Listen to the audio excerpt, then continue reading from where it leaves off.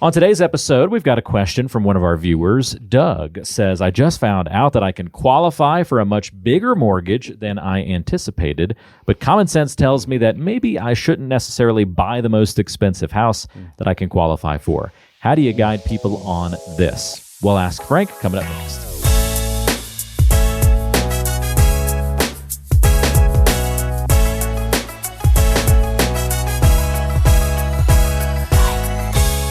Walter Storholt back with you alongside Frank Oliver of Oliver Asset Management as a financial advisor. Frank, I think this next question is a good one for you. Yep, I do too. So we covered Doug's question, but basically he can qualify for this huge mortgage, but he's like, maybe I shouldn't.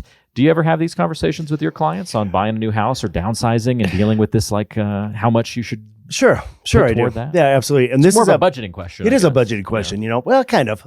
And this makes me laugh a little bit here because it might have been 10 or 15 years ago. You can tell I work out a lot, but I was at the gym and I met a really cool dude in there. We became great friends and his name was Doug. Okay. And so he knew I was a financial planner. And so Doug, this is what my friend Doug asked me. He's like, do you think I'm doing the right thing?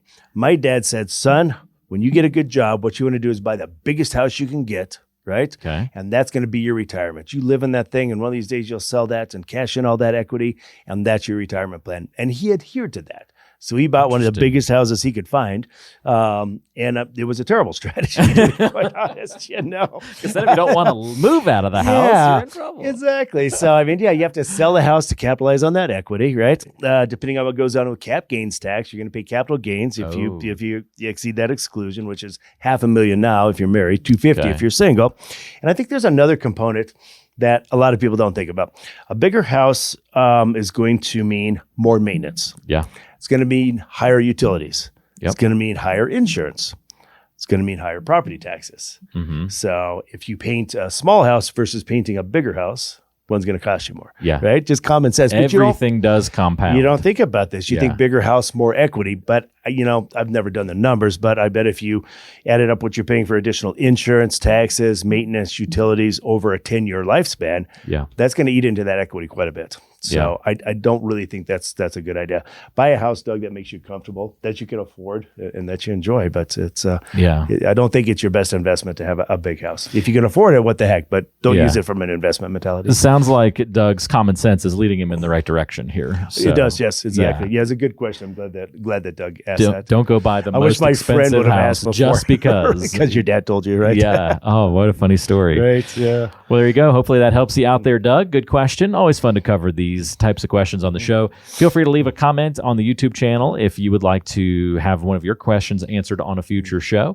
You can also, of course, ask questions on our website. We've got links in the description of today's show to additional resources and great information about how Frank and the Oliver Asset Management team can help you out. So don't hesitate to check that out as well.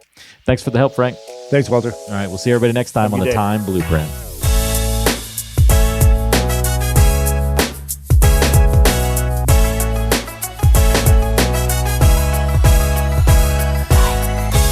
Investment advisory services offered through Creative One Wealth, LLC, a registered investment advisor. Oliver Asset Management and Creative One Wealth are unaffiliated entities. Licensed insurance professional. This information is for educational purposes only and should not be construed as advice or a recommendation for your specific circumstances. Investing involves risk, including possible loss of principal. Insurance product guarantees are backed by the financial strength and claims paying ability of the issuing company. We are not affiliated with any government agency and do not provide tax or legal advice.